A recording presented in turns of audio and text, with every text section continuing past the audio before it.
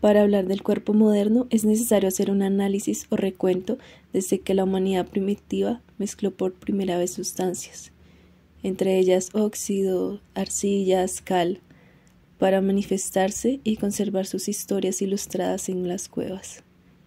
De allí en adelante pasará a la pintura egipcia, griega, romana, para visualizar qué ideales de belleza tenían en su época, las vestimentas, los cánones y, claro, la calidad y origen de sus materiales. Muchas representaciones de cuerpos esbeltos preparados para la guerra o solo muy cómodos para pasar los días en un banco filosofando. Luego de la caída del Imperio Romano de Occidente marcó el inicio en Europa de la Edad Media, etapa de cierta decadencia política y social, pues la fragmentación del imperio en pequeños estados y la dominación social de la nueva aristocracia militar supuso la feudalización de todos los territorios anteriormente administrados por la burocracia imperial, gobernados en nombre del gran Dios. La pintura es reinterpretada por el poder germánico y el cristianismo. Será el que terminará dominando la producción artística por un largo tiempo. Abundantes escenas religiosas durante todas las etapas de este periodo, en grandes formatos para la realeza, eran ilustrados principalmente con colores brillantes. Más adelante se establecieron la estética y la iconografía bizantinas, sobre todo en torno a los íconos, con una fuerte carga simbólica de las imágenes, con figuras estilizadas y perspectivas jerárquicas. El tamaño de la figura depende de su importancia religiosa.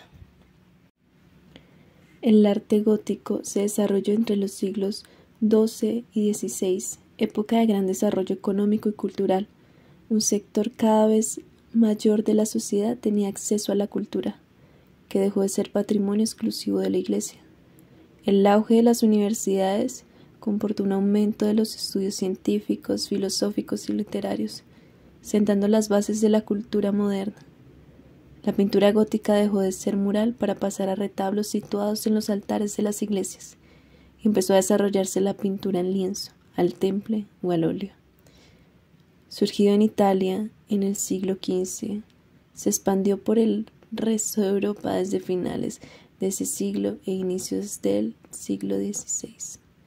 Los artistas se inspiraron en el arte clásico greco-romano, por lo que se habló de renacimiento artístico.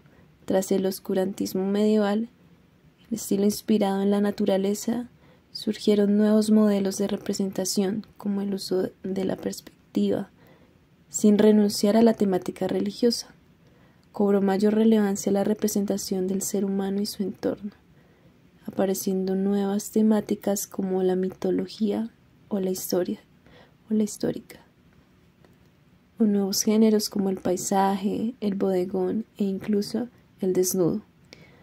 La belleza dejó de ser simbólica, como lo era en la era medieval, para tener un componente más racional y mesurado, sobre la base de la armonía y la proporción. El arte manierista, surgido igualmente en Italia a mediados del siglo XVI, como evolución de las formas renacentistas, el manierismo abandonó la naturaleza como fuente de inspiración para buscar un tono más emotivo y expresivo. La pintura manierista tuvo un sello más caprichoso, extravagante, con gusto por la forma sinuosa y estilizada, deformando la realidad con perspectivas distorsionadas y atmósferas efectistas. En el barroco, el arte se volvió más refinado y ornamentado, con pervivencia de un cierto racionalismo clasicista, pero con formas más dinámicas y efectistas, con gusto por lo sorprendente y anecdótico, por las ilusiones ópticas y los golpes de efecto. La pintura barroca se desarrolló en dos tendencias contrapuestas: el naturalismo, basado en la estricta realidad natural, con gusto por el claroscuro.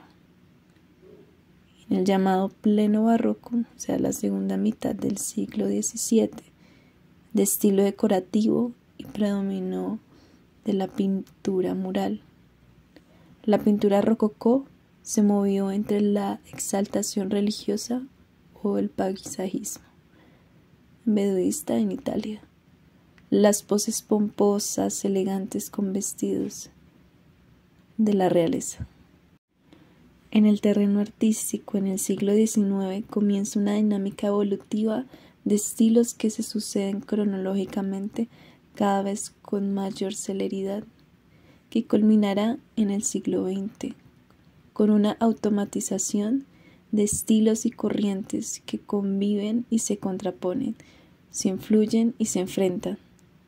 Surge el arte moderno como contraposición al arte académico, situándose el artista a la vanguardia de la evolución cultural de la humanidad.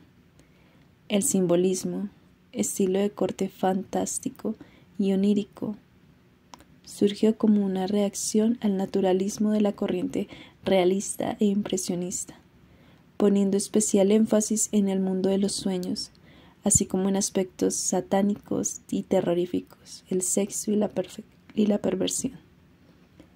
Una característica principal del simbolismo fue el escepticismo, reacción al utilitarismo imperante en la época y a la fealdad y materialismo de la era industrial.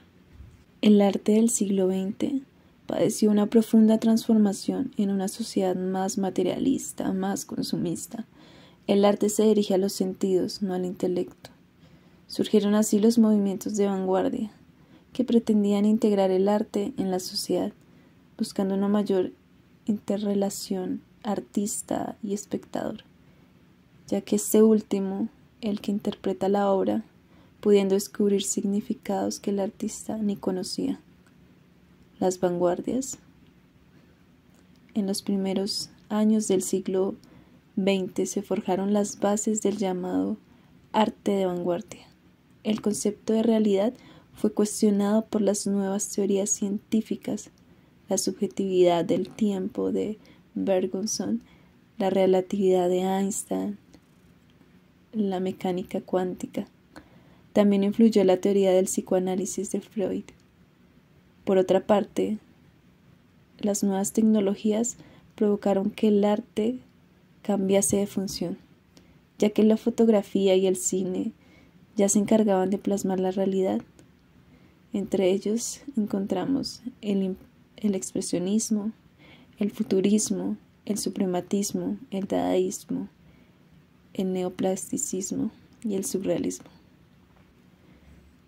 El arte postmoderno, desde 1975, por oposición al denominado arte moderno, es el arte propio de la posmodernidad.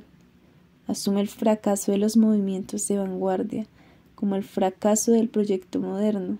Las vanguardias pretendían eliminar la distancia entre el arte y la vida, universalizar el arte. El artista posmoderno, en cambio, es autorreferencial.